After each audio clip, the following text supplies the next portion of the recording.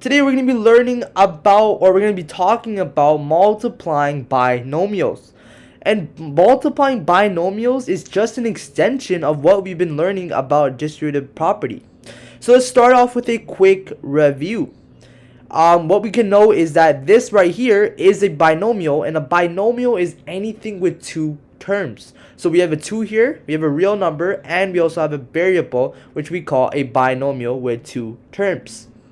When we multiply the x right here, right, we're not only multiplying two binomials, but this x is getting multiplied to the quantity of 2 plus b. So at this stage right here, we're not multiplying by two binomials, but instead we're multiplying by x. When we get into the further examples, you can see how we're multiplying x plus y by m plus n. This is where we get into multiplying by binomials. So when we have a variable, or what you call real numbers, so let's say for example we had a 1 right here instead of an x, on the outside of the parentheses, it's telling us that we're multiplying it to every term in the parentheses.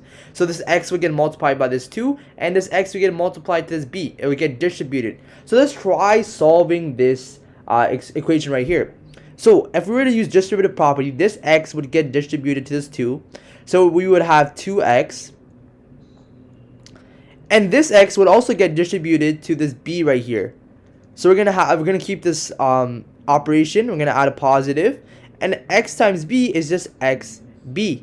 This cannot get further simplified. This is the most simplified it can get. And even if you want, you can make that the letters in the right order. So we can do 2x plus bx. So the b comes first and then x comes second. It's up to you. It really wouldn't matter, but it's really up to you. So right here, we start multiplying by binomials, which is basically an extension of distributive property.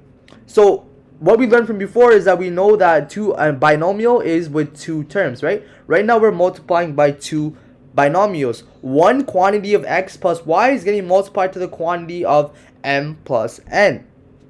So what we're going to do is we're going to multiply each of the terms in the first binomial by each of the terms in the second binomial.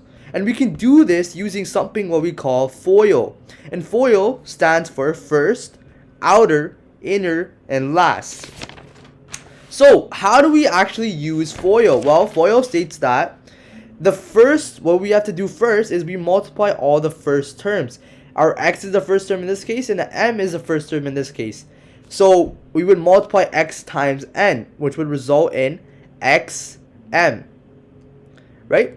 Then FOIL tells us that we can multiply each of the outer terms. So the terms on the outside. So that would mean that this x and this n would get multiplied. We keep the addition sign, and we're going to get xn. And then FOIL tells us that we can multiply the inner terms. So y times m. These are our inner terms. Y times n. And then finally, FOIL tells us that we can multiply our last terms, where our last terms are going to be y and n. So if we use variables here, there's no further simplification that we can do. So this is going to be our final result once we FOIL using our binomials with variables. So why don't we try with real numbers? So these are real numbers. We have real numbers. We have one variable in each, and we're going to try FOIL using the steps of FOIL, right? And as well as the steps of FOIL, we're going to follow some more steps, such as collecting like terms and descending order of the exponents. So let's try and FOIL using these binomials. So FOIL first states that our first terms get multiplied, right? So our 2x is going to get multiplied by 4x. So what we're going to result in is 8x. And then x times x is going to be x squared, right? Then FOIL says our outer terms, so 2x times negative 1. Well, 2 times negative 1 is negative 2x. Then FOIL says multiply our inner terms. So positive 3 times positive 4 is going to result in positive 12. And then finally, we're going to multiply our last term. So positive 3 times negative 1, which is going to result in negative 3. So remember, this is our first set of terms. So 2x times 4 And our second set of terms, which is our outer term, 2x and negative 1. And then we're going to multiply our inner term, so 3x times positive 4x. Sorry, 3 times positive 4x. And then finally, we're going to multiply our last terms, so it's going to be 3 times negative 1.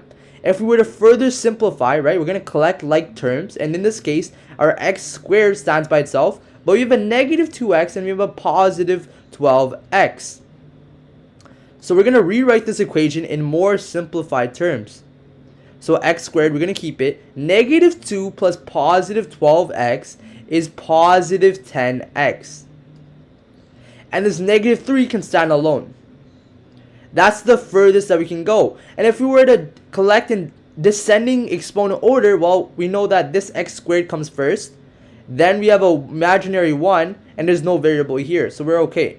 So this is the correct descending order. So why don't we try one more example right over here. So here we're getting a quantity of a positive 2 times the quantity of a negative 1, or a minus 1. So let's try this. FOIL says multiply our first term, so a times a. Well, a times a is just simply a squared, right? Then FOIL says multiply our outer terms, so a times negative 1. So a times negative 1 is basically negative 1a, but it's bad form to write the negative 1, so we're just going to write a. And then FOIL says multiply our inner terms. So what are our inner terms? Well, 2 times a. Well, 2 times a is just positive 2a. And then finally, we have to multiply our last term. So 2 times negative 1, a negative times a positive results in a negative. So negative 2. So this is going to be our final, or just before our final. So next step, so we did our FOIL, check mark. So now what we're going to do is we're going to collect like terms. Well, this a squared can actually stand alone. So we're going to rewrite it using a squared.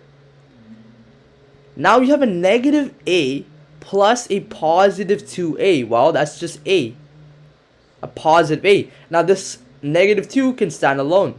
So we're just going to write negative 2. So this is our final order. So we collected like terms. And as well as it says descending order. Well, 2, this a has an imaginary 1 and there's no variable here. So we're okay. So this is the descending order. So our final answer is going to be a squared plus a minus 2.